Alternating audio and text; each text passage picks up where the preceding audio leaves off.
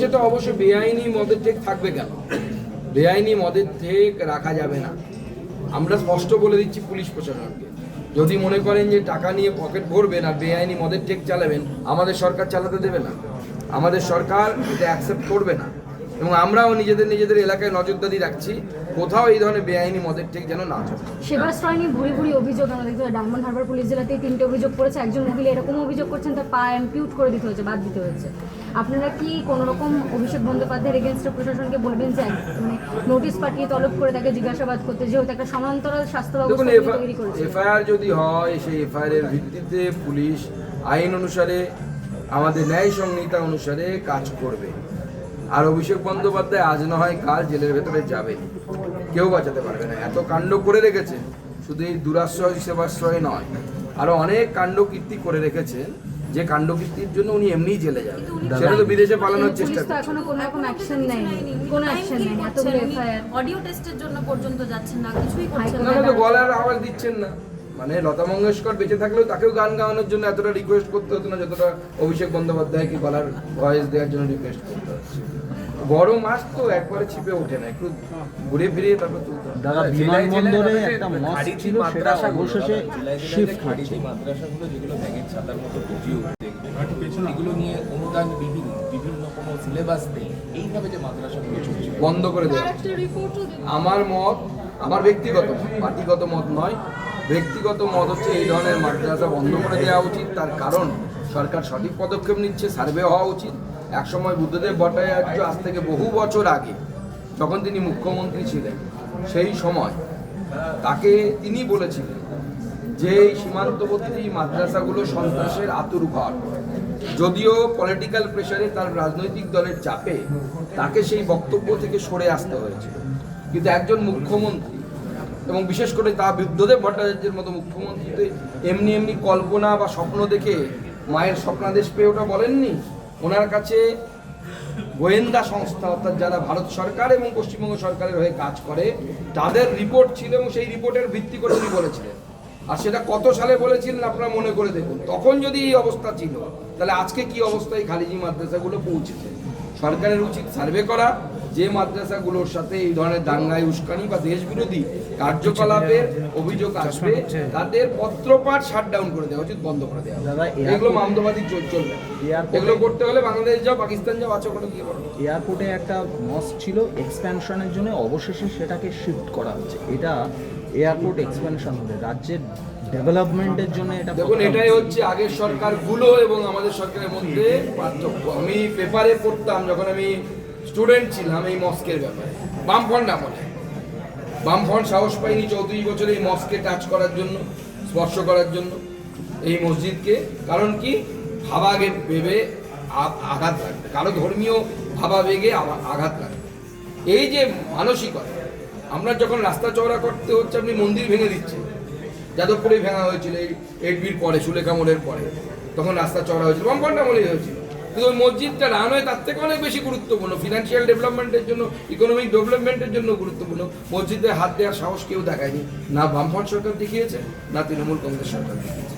অথচ আরব সহ, সৌদি আরব সহ বিভিন্ন মুসলিম বা ইসলামিক দেশে ডেভেলপমেন্টাল ওয়ার্কের জন্য মসজিদ নিয়মিতভাবে রিপ্লেস করা হয়, একটা জায়গা থেকে অন্য জায়গায় নিয়ে যাওয়া হয়। কারণ মসজিদের কনসেপ্টটাই তাই, মসজিদ একটা নামাজ পড়ার জায়গা। আসলে মন্দির আর মসজিদের মধ্যে পার্থক্য হয়। মন্দির মানে সেটা দেবতার প্রাণ প্রতিষ্ঠা হয়, সেখানে ইসলামে সেটা বিশ্বাস করা হয় না, ইসলাম অন্য বিশ্বাসে বিশ্বাস করে। স্বাভাবিকভাবে সেটা রিপ্লেসেবল, ইসলামিক কান্ট্রিগুলোতে হয়। পূর্বতন সরকারকে দেখা সঙ্গে থাকিয়ে দিদির সাথে এখন কেউ নেই, সবাই ছেড়ে পালিয়ে যাচ্ছে। দিদি ভাইপোর কাঁধে হাত রেখেছেন, এবং তারপর থেকে সবাই একে একে দিদিকে ছেড়ে চলে যেতে চাইছেন। আগামী দিনে দিদি একাই থাকবে। আমি বহু আগে বলেছিলাম, এখনো আপনাদের আর্কাইভে থাকলেও থাকতে পারে, খুঁজে দেখুন, যে একসময় পার্টিটাতে কেউ থাকবে না, পিসি আর ভাইপোই শুধু থাকবে। সেটাই হচ্ছে দাদা। আগামীকাল থেকে অ্যান্টি রায়ট ল বা গুন্ডা দমন বিল কালকে কার্যকর হতে চলেছে। রাজ্যের ল অ্যান্ড অর্ডার এনফোর্সমেন্ট কতটা সুবিধে হবে এবং কতটা কন্ট্রোল হতে চলেছে? দেখুন, আমার যেটা মনে হয় যে এই ল, এটা এনফোর্সমেন্ট হলে পরে স্বাভাবিকভাবে যারা অপরাধিক তত্ত্ব আছে, যে অপরাধিক সমাজবিরোধী যারা আছে, তাদেরকে আগাম সচেতনতামূলক এক কার্যপদ্ধতি হিসেবে বা তাদেরকে আগে থেকে অ্যারেস্ট করার যে অধিকার পুলিশের হাতে যাচ্ছে, এতে অনেক সময় গণ্ডগোল লাগার আগেই বা গণ্ডগোল শুরু হওয়ার আগেই, দাঙ্গা শুরু হওয়ার আগেই দাঙ্গাকে আটকে দেওয়া যাবে, গণ্ডগোলকে আটকে দেওয়া যাবে, সেটা তো ল অ্যান্ড অর্ডারের পক্ষে ভালো হবে। কোর্সের কথা স্কুল লেভেলে কেন্দ্রীয় শিক্ষা এটা শেষ করিনি, রেপের ক্ষেত্রে বা নির্যাতনের ক্ষেত্রে অ্যাকশন নেওয়া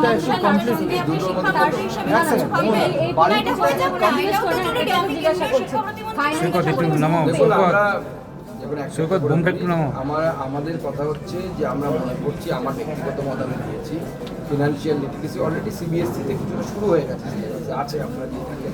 আমি বলেছি পশ্চিমবঙ্গেও আমাদের বাচ্চাদেরকে ফিনান্সিয়াল লিটারেসি মিনিমাম আমাদের স্কুল লেভেলে বাচ্চাদের সামান্য হলেও সেই ধারণা একটু হওয়া উচিত, সামান্য ধারণা কিন্তু ধারণা হওয়া উচিত যে ফিনান্সিয়াল লিটারেসি কাকে বলে, তার মানে কি আমাদের জানা উচিত, যে বিষয়গুলো আমি বললাম মিনিমাম ধারণাটুকু সেটা এক্সপার্টরা ঠিক করবেন, যারা সিলেবাস নিয়ে ভাবেন, চিন্তা ভাবনা করেন, কারিকুলাম তৈরি করেন, তারা ঠিক করবেন। বারুইপুরে আমরা দেখতে পাচ্ছি এর থেকে কি প্রশাসন একটা বার্তা দিতে চাইছে যে এরকম ভাবে যেটা ট্রেন্ড একটা আইন নিজের হাতে তুলে নেয়। আইও চেঞ্জ হয়েছে, ডিএসপি লেভেলের একজনকে আইও করা হয়েছে। অন্যদিকে একটা প্রচার চলছে যে নিহত হয়েছে গণপিটুনিতে, লিঞ্চিং কেসে, ইন্দ্রজিৎ, সে নাকি রাজা এবং সেই রাজা সেই নাকি ধর্ষক। অন্যদিকে ইন্দ্রজিতের ফ্যামিলির লোক বলছে রাজা আর ইন্দ্রজিৎ আলাদা। মানে যারা সিলেক্টিভ প্রতিবাদ করছে, গণপিটুনিতে যে মারা গেছে তার প্রতিবাদ না করে তাকেই ধর্ষক বানিয়ে দেওয়া হচ্ছে। দেখুন, গণপিটুনিতে কাউকে আপনি মেরে ফেলবেন, এটা অ্যাকসেপ্টেবল নয়, কোনো সমাজে অ্যাকসেপ্টেবল নয়। আমি যাচ্ছি না সে অপরাধী ছিল অপরাধী নয়, তাতে আমরা যাচ্ছি না। আমাদের বক্তব্য হচ্ছে যে গণপিটুনিতে যাকে মারা হয়েছে পুলিশ তদন্তে দেখেছে, আমাদের মাননীয় মুখ্যমন্ত্রী বলেছেন যে মূল অভিযুক্ত যে তার মধ্যে তিনি নন, তার পরিবারকে আমরা সহায়তা করেছি, আর্থিক সহায়তা, চাকরি দেওয়ার কাজ করেছি।